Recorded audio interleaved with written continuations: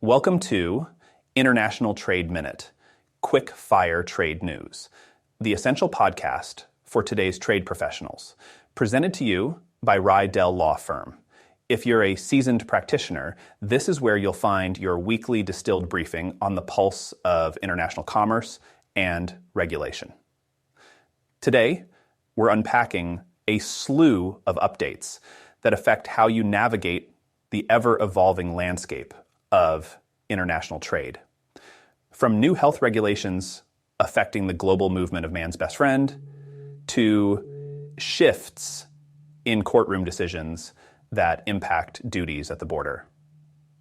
Our concise yet comprehensive overview is crafted to keep you informed and ahead of the curve. So, whether you're analyzing market risks or strategizing for your next big negotiation, stay tuned as we dive into the fine print and major headlines that are shaping the terrain of trade this week.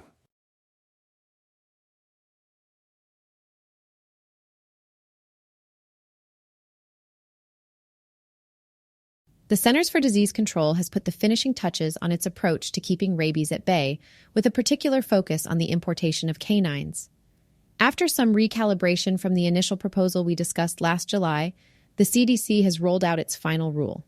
Key changes have emerged, and it's essential for importers and airlines to be attuned to these nuances. The agency has taken steps to align U.S. import requirements with those of other nations that are free of the dog-maintained rabies virus variant.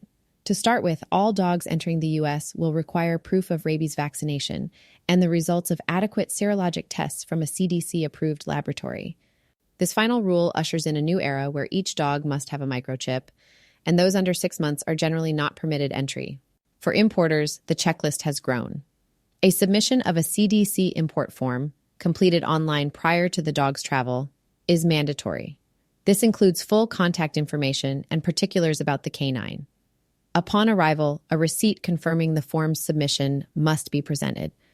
A notable pivot from the proposed rule is that U.S. vaccinated dogs will no longer be restricted only to ports with a CDC quarantine station. But that's still the case for dogs vaccinated in other countries. The rule extends further to airlines now tasked with verifying documentation for the animals they transport. They are also required to provide safe housing and assist health officials when necessary. Any dog from a country with a high risk of rabies will demand documentation, whether vaccinated on domestic or foreign soil, while those from low-risk or rabies-free territories may enter via any U.S. port. The CDC has added definitions and compliance expectations, with Customs and Border Protection authorized to dictate how dogs are to be presented at ports of entry. Importers take heed. A failure to comply could result in restrictions imposed by the CDC director. In response to feedback, the exemption for importers to bring in up to 3 young dogs from low-risk countries via land borders has been removed, a stark reminder of the agency's commitment to minimize public health risks. And in a moment of regulatory clarity, the CDC has created a list of acceptable documents to prove a dog's 6-month stay in DMRVV low-risk or DMRVV-free regions. Practitioners, this rollout not only highlights the stringency in rabies prevention, but also indicates a heightened expectation for due diligence within the logistics chain. It's crucial for anyone involved in the import of dogs to update their protocols in accordance with these adjustments. Efficacious August 1st, to prevent any potential holdups or hindrances in importation processes. In a decisive ruling, the Court of International Trade has weighed in on the classification of children's e-writing tablets, delivering a verdict that may just ripple through the import community. Let's dissect the case before us. Kent Displays, an importer, found itself at odds with Customs and Border Protection over the tariff classification and the associated duties applied to its product, a flexible, pressure-sensitive liquid crystal flat panel display device intended for electronic writing, a novel argument representing a product at the interface of burgeoning technology and existing customs law. Initially, Kent Displays sought to have their imports classified under Harmonized Tariff Schedule, heading 9013, appealing for an exemption from the hefty Section 301 tariffs. However, their protest was met with CBP's appraisal that perhaps heading 8543, a classification for electrical devices with an individual function, was more appropriate. The matter escalated to the trade court, where Kent Displays hoped for a correction in their favor. Instead, they encountered a different narrative. The Department of Justice, representing the government, contended the kids' e-writers should indeed fall under heading 8,543, albeit under a different duty rate than what CBP liquidated. The softer blow of a 2.6% duty rate rather than the substantial 25% tariff. The court, presided by Judge Claire Kelly, took an analytical approach, sidestepping the complexities of customs protocol and focusing on the nature of the product. She deliberated the characteristics of the two contentious headings and some others that might bear relevance. Heading 9013 seemed to imply coverage for standalone liquid crystal devices. Think LCD parts rather than full-fledged electronic items. Our trade practitioner listeners will appreciate the nuance here, as this heading could theoretically include early-stage tech components, which are mere fragments of a completed device. On the other hand, heading 8,543, described as a basket category, typically encompasses finished electronic products. Judge Kelly concluded that this was indeed the appropriate classification for Kent Displays' children's e-writers. It means that these products are more than just a screen. They are a complete device with individual functions, warranting the label finished electronic products. Suffice it to say, the ruling dictates that Kent Displays will recoup the difference between the Section 301 tariffs they paid and the 2.6% duty now owed. A tangible victory for Kent. Displays that could set precedents for importers grappling with the complexities of product classifications in an era of rapid technological innovation. This CIT ruling is not just about the recoupment of duties, it's a testament to the intricate dance between developing tech, trade law, and how they converge at the border. As we continue our vigilance on the movements of these economic tides, we are reminded yet again of the court's pivotal role in shaping the commercial landscape. As trade practitioners well know, the landscape of international commerce shifts as steadily as the tides. And today, an update emerges that could significantly shape the future of U.S. investments abroad. Commerce Secretary Gina Raimondo has pointed to new horizons in trade regulations, targeting none other than the emerging powerhouse sectors of artificial intelligence, quantum technology, and semiconductors. It's crucial to keep our fingers on the pulse of these proposed restrictions, announced as an initiative back in August 2023.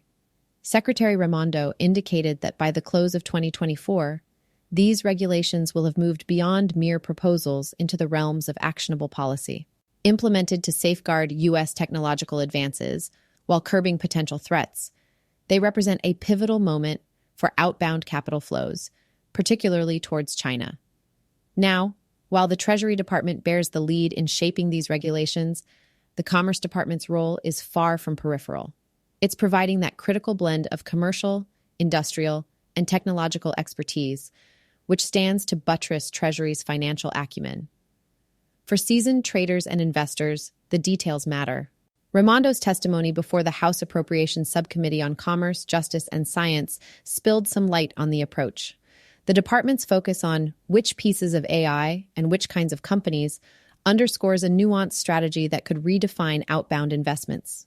To bolster this initiative, Commerce looks to recruit technology specialists, the kind of commercially minded individuals who have cut their teeth in venture capitalism. Coupled with an investment in data sets and IT systems, Commerce's aim is to gain a firmer grip on these often privately guarded investment ventures. There's an added layer of urgency underpinning Secretary Raimondo's remarks. The reference to artificial intelligence as a focal point and Huawei's notoriety as a declared threat underscore a dynamic where national security intertwines with trade policy. The revocation of licenses, like those previously held by Intel and Qualcomm for chip sales to Huawei, demonstrates a readiness for reactionary regulation tightening when new intel comes to light. In a field where the endgame is as much about innovation as it is about international relations, these impending regulations are a clarion call to adjust outbound investment strategies.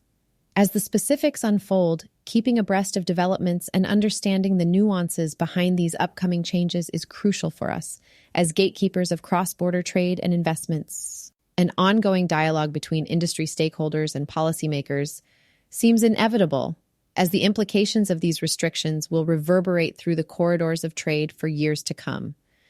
In the interim, we watch and wait, preparing for a landscape altered by the careful calibration of restrictions designed with an eagle eye on technological excellence and national security. In a forward-looking legislative move, Reverend Sheila Cherfilis McCormick, D. Flay, and Reverend Jonathan Jackson, D. Ill, have put forward a significant piece of legislation, the U.S.-Africa Strategic Trade and Investment Partnership Act of 2024. This act is a strategic blueprint aiming to streamline and intensify the United States trade and investment partnerships with the continent of Africa. Let's unearth the key facets and aspirations of this consequential bill and unwrap how it could reshape the landscape of trade between the U.S. and Africa. The pivotal goal of the U.S.-Africa Strategic Trade and Investment Partnership Act is ambitious yet clear-cut. It seeks to back the enactment of the African Continental Free Trade Agreement while concurrently fostering trade and investment channels in verticals where the U.S. holds a comparative advantage over other non-African nations. By doing so, it strategically positions the United States to not only contribute to the meteoric growth of African economies, but also to cement mutually beneficial economic ties. Beyond its overarching intent, the bill lays the groundwork for a highly structured approach. The Office of the U.S. Trade Representatives is tasked with establishing precise metrics for implementing the strategy.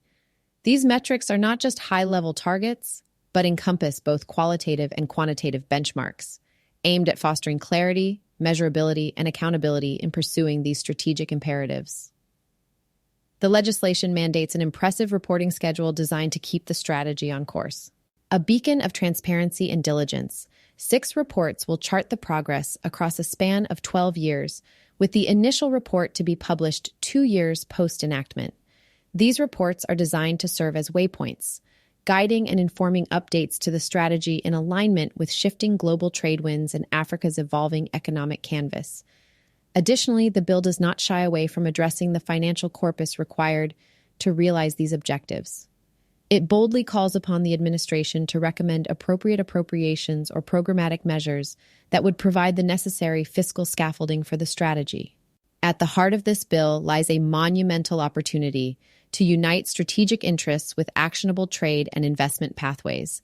Should the U.S.-Africa Strategic Trade and Investment Partnership Act successfully navigate the legislative labyrinth to become law, it holds the potential to usher in an era of deepened economic integration and mutual prosperity between the United States and African nations. For trade practitioners, this bill signifies a significant pivot and a clarion call to engage with Africa's vast market potential under a partnership model that is deliberate, structured, and future-fit. Thank you for tuning in to International Trade Minute Quickfire Trade News, brought to you by Reidel Law Firm. As we draw this episode to a close, it's our hope that the topics discussed have not only captured your interest, but also enhanced your understanding of the recent shifts and developments within the realm of international trade law. We've navigated through a raft of updates from the CDC's dog import regulations, aimed at bolstering our defenses against rabies, to the CIT's significant ruling on the classification of children's e-writers, followed by the briefing on the anticipated new outbound investment restrictions, which are set to adjust the economic interplay between the U.S. and China, particularly in cutting-edge sectors like artificial intelligence and quantum technology. And we considered the ambitious U.S.-Africa Strategic Trade and Investment Partnership Act, a promising blueprint for strengthening trade ties with a vastly dynamic continent. We trust that the information dispensed has been as valuable to you as your commitment to staying abreast with the legal landscape is to us. Make sure to join us again next week for another round of concise and pertinent trade insights as we continue to deliver the high-caliber briefing you, as a seasoned trade practitioner, deserve. In the interim, should the need arise for deeper dives or expert guidance on these topics, consider Reidel Law Firm your go-to resource. Here's wishing you a week of successful negotiations and strategic advancements on the international stage. Farewell, until we connect again on International Trade Minute.